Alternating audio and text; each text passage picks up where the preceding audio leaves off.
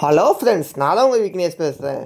என்னடா வந்தோடனே இதெல்லாம் காமிக்கணும்னு பார்க்கலாம். வேறு ஒன்றும் இல்லைங்க. யாருக்கே நம்ம ஒண்டர்லா வீடியோ யாருக்கே நிறைய வீடியோ நான் போட்டு இருந்தேன். நம்ம கோவில் வீடியோலாம் போட்டு இருந்தேன். கேரளாவில் நம்ம பகவதி அம்மன் கோவிலுக்குலாம் போயிருந்தோம்.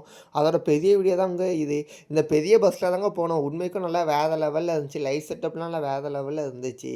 ஆனால் ஆளுக்கு ஒவ்வொரு சீட்டை பிடிச்சி உட்காந்துட்டாங்க. சில பேர் நல்லா நல்லா படுத்துலாம் நல்லா தூங்கினாங்க. ஏற்கனவே பஸ்ஸே ரொம்ப ஃப்ரீயாக தான் போயிடுச்சு. ஏன்னா எப்பவும் நாங்கள் உட்கார கூட இடமே இல்லாமல் தான் போவோம். என்னன்னு தெரியல, நல்லா நிறையவே நல்லா படுத்து படுத்து தூங்குற மாதிரி இடம் இருந்துச்சு.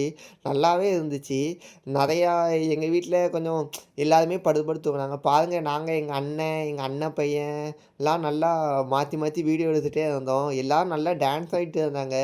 அதில் ஒரு குட்டி பொண்ணு வந்துச்சுங்க, சரியான டான்ஸுங்க.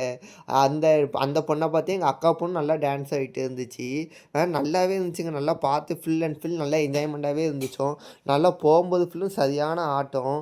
அந்த பாட்டுக்கு தகுந்த மாதிரியே எல்லோரும் நல்லா ஸ்டெப்பு போட்டே இருந்தாங்க. நாங்கள் அதை பார்த்துட்டு நாங்கள் பாட்டுக்கு இருந்தோம்.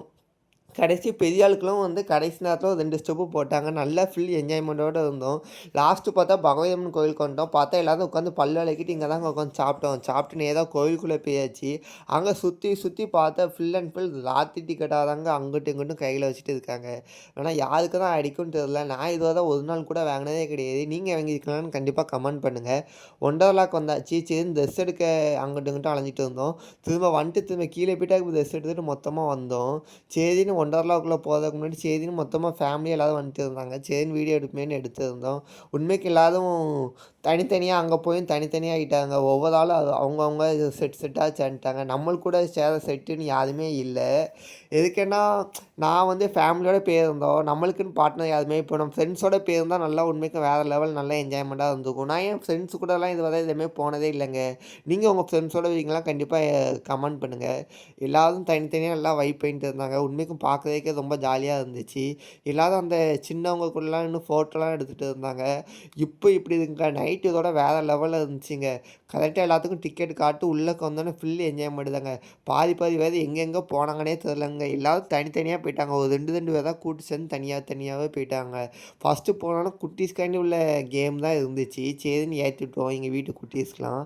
அதில் பார்த்தா ஒரு 2 பேர் தான் அழ ஆரம்பிச்சிட்டாங்க. கணேஷும் பவியும் ரொம்ப அழ ஆரம்பிச்சிட்டாங்க. கணேஷ் பவின் யாரு தெரியும்.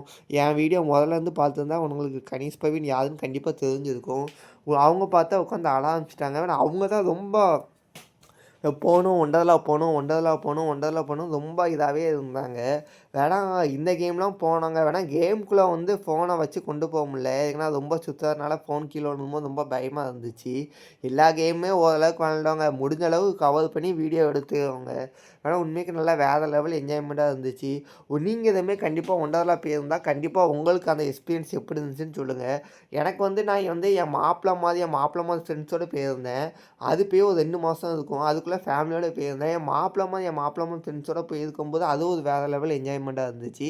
ஃபேமிலியோடு போகும்போது வேறு வைப்பாக இருந்துச்சுங்க. உங்களுக்கு இதேமாதிரி எத்தனை பேத்துக்கு இருந்துச்சுன்னு சொல்லி கண்டிப்பாக கமெண்ட் பண்ணுங்கள். ஏன்னா எல்லாமே நல்லா ஆடினாங்க. உண்மைக்கும் பார்க்குறதுக்கே ரொம்ப சந்தோஷமாக இருந்துச்சு.